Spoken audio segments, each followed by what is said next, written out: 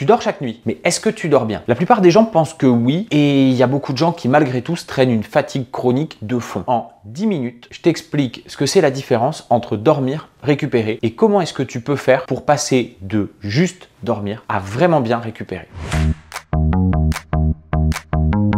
Je m'appelle Virgile, j'ai 35 ans, je suis médecin de rééducation et je prescris énormément d'activités physiques. Et grâce à ça, j'ai été amené à m'intéresser énormément à la nutrition, à l'alimentation, au sommeil et plus largement au comportement de santé et aux préventions des maladies. Et c'est ça que je vous partage sur ma chaîne. L'hypothèse la plus probable concernant le sommeil, la plus probable et la plus acceptée scientifiquement aujourd'hui, c'est qu'on a l'accumulation de deux hormones qui vont conduire à l'endormissement. La première, c'est l'adénosine, celle qui s'accumule au cours de la journée sur des récepteurs intracérébraux et qui va contribuer à la sensation de fatigue. La deuxième hormone, c'est la mélatonine, qui est une hormone qu'on sécrète naturellement et qu'on peut prendre parfois en complément quand on n'en sécrète pas assez ou quand on a besoin de gros boosts. Je pense notamment au traitement du jet lag. Cette mélatonine, elle vient pas de nulle part, elle est sécrétée au niveau cérébral en réponse à la sécrétion par la rétine d'une autre hormone, la mélanopsine, qui elle est sécrétée quand les yeux ne reçoivent plus d'un flux lumineux. Donc quand il fait sombre, les yeux sécrètent de la mélanopsine. Cette mélanopsine, elle entraîne la sécrétion de mélatonine. C'est l'accumulation de ces deux hormones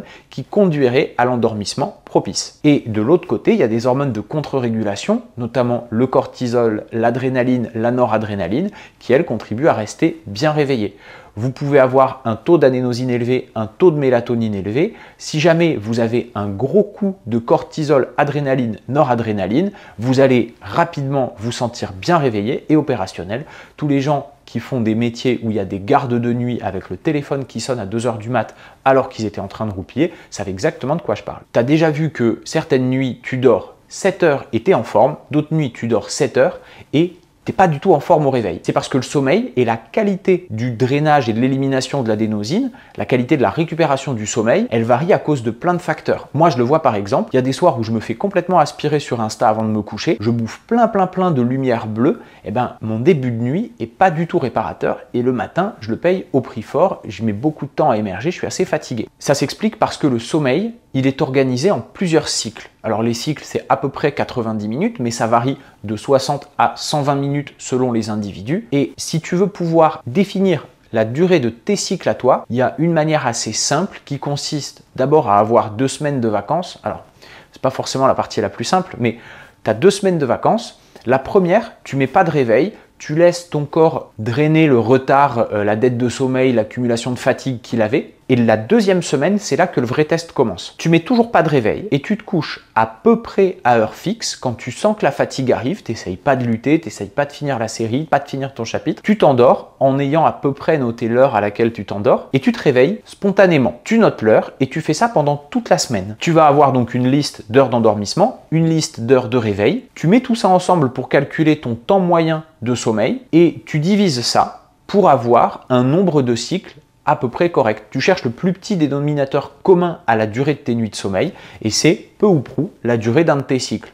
Perso, je sais que mes cycles ils sont à 70 minutes et puis ça me permet ensuite de calculer pour jamais être réveillé entre 2 cycles. Quand je me couche le soir, je me dis je vais dormir 5, 6, 7, 4 cycles, ça dépend des nuits, et je mets mon réveil à 1 heure qui corresponde à une fin de cycle. Ça m'évite d'être réveillé en plein milieu d'un cycle et de me sentir complètement groggy parce que c'est vraiment pas bon, vraiment pas agréable de se sentir réveillé au milieu d'un cycle. Un cycle de sommeil, il est décomposé en plusieurs phases. Vous avez déjà entendu parler du sommeil léger, du sommeil profond, du sommeil paradoxal. En fonction de la nuit, on va avoir des cycles qui sont différents, avec au début des cycles qui sont pauvres en sommeil paradoxal et qui favorisent la récupération physique, et en fin de nuit, des cycles qui sont riches en sommeil paradoxal et qui vont favoriser la récupération cognitive et l'intégration de ce que vous avez appris dans la journée. Maintenant qu'on a vu comment ça fonctionne le sommeil, les hormones, les cycles, je vais vous parler des 3 erreurs que je vois le plus souvent en consultation chez les gens qui ont des problèmes de récupération. Première erreur, consommer de la caféine trop tard. Alors la caféine, on la retrouve dans le café, on la retrouve dans le thé, c'est exactement la même chose. La théine, c'est la même molécule. Et cette molécule, elle vient se fixer sur les récepteurs à l'adénosine. Et ce faisant, le taux d'adénosine est au niveau intracérébral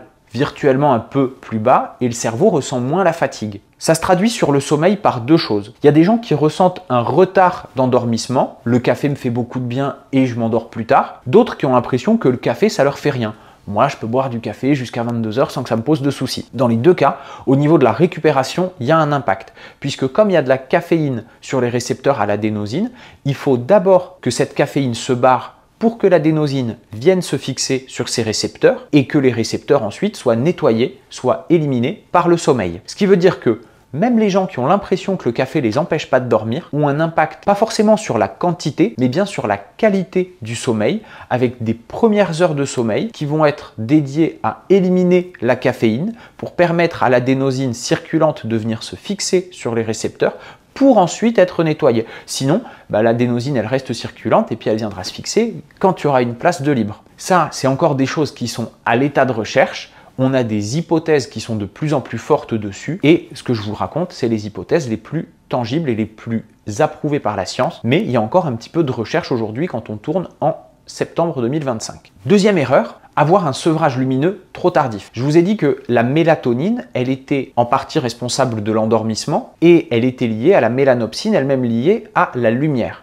Si vous utilisez de la lumière, que ce soit vos écrans, la télé ou juste un environnement autour de vous extrêmement lumineux et que vous allez vous coucher en faisant un sevrage lumineux brutal, vous n'avez pas le temps de permettre à votre rétine de sécréter de la mélanopsine et donc de favoriser la sécrétion de mélatonine et l'endormissement. En d'autres termes, vous êtes dans un environnement super riche en stimulation pour les yeux, vous passez dans votre lit, vous éteignez tout, là seulement la sécrétion de mélatonine, elle se met en route. Et donc, il peut y avoir un retard à l'induction. Est-ce que la lumière bleue est pire que les autres?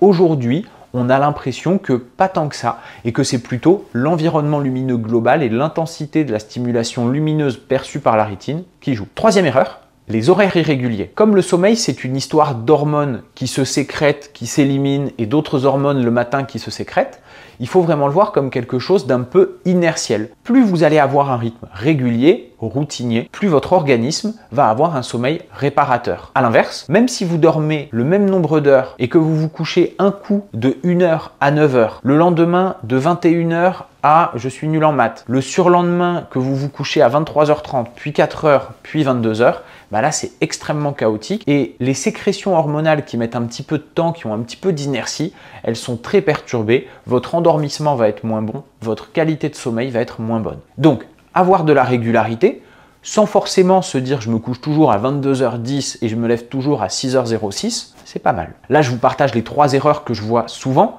mais évidemment, il y en a plein d'autres. On pourrait parler de la richesse des repas, on pourrait parler de faire une séance de sport avant de se coucher, encore que là, on n'est vraiment pas tous égaux par rapport à l'impact de la stimulation parasympathique liée à l'arrêt du sport. Ça, si vous voulez qu'on en parle, je peux faire une vidéo dédiée, mais je ne vais pas aller plus loin aujourd'hui, la vidéo serait beaucoup trop longue et deviendrait indigeste. Je vais maintenant vous donner 3 clés, 3 astuces qui permettent assez facilement d'améliorer la qualité de son sommeil. Premièrement, évaluez la durée d'un de vos cycles de sommeil, faites cet effort et dormez ensuite 4 à 6 cycles par nuit. Ça vous permettra de vous réveiller pile à la fin d'un cycle et pas de subir le réveil alors que vous avez l'impression d'être dans un sommeil très profond et qu'on vient vous chercher de là et vous extraire. Deuxièmement, instaurez une routine de coucher. Moi, la mienne, par exemple, c'est une demi-heure avant l'heure à laquelle j'ai prévu de me coucher. J'arrête d'utiliser des écrans, je passe dans une pièce avec une luminosité qui est plus faible, je lis un bouquin et j'essaye de le faire de manière régulière, c'est-à-dire à peu près toujours à la même heure. Alors évidemment, ça n'empêche pas que de temps en temps, je dîne un petit peu plus tard, que de temps en temps, je me lève plus tôt ou plus tard. Mais c'est vraiment le fait d'avoir une rigueur la plupart du temps qui permet de temps en temps d'en sortir sans que ça coûte trop cher. C'est un petit peu comme l'alimentation, on en a déjà parlé dans la vidéo sur le régime méditerranéen. Si vous avez une base solide, ça vous coûte moins cher de faire un écart de temps en temps que de faire des écarts tout le temps que votre organisme ne va pas comprendre et pour lesquels il va vous faire payer. Troisième clé, avoir un environnement de sommeil qui soit propice aux sécrétions hormonales. Évitez d'avoir une chambre qui est trop chauffée, on recommande 19 degrés, voire moins, 18 degrés la plupart du temps. Évitez d'avoir de la lumière qui arrive dans la chambre, fermez complètement les volets. Évitez d'avoir du bruit. Tous ces stimulus, ils vont empêcher les hormones du sommeil de bien agir et donc ils vont altérer la qualité du sommeil. Donc vraiment, faites gaffe à ça. Évitez les erreurs dont on a parlé, mettre en place les clés que je vous ai données, ça va vous permettre à court terme d'avoir un sommeil plus récupérateur et de vous sentir plus en forme dès le matin. Mais ça va aussi vous permettre sur le long terme d'avoir des résultats pour votre santé. Aujourd'hui, on sait qu'un sommeil de mauvaise qualité, c'est associé à un peu plus d'inflammation systémique de bas grade, à plus de risques cardiovasculaires, à plus de risques de maladies métaboliques comme les troubles du cholestérol ou le diabète de type 2, c'est associé à plus de surpoids et sur le long terme, c'est associé à un surrisque de cancer. Si tu veux des outils un petit peu plus concrets, des checklists, des routines, des choses un peu plus visuelles, n'hésite pas à me suivre sur Insta, je mets du contenu qui correspond plus à ça. Abonne-toi évidemment pour pas rater les prochaines vidéos. Et si malgré l'application des conseils qu'on a vus ensemble aujourd'hui, tu continues à rester fatigué de manière chronique, évidemment, consulte un professionnel de santé, dans l'idéal un médecin, parce que cette vidéo d'éducation généraliste à la santé, elle n'équivaut évidemment pas à une consultation médicale personnalisée. On se retrouve prochainement pour une vidéo sur un autre sujet. D'ici là, prenez soin de vous. À bientôt. Ciao.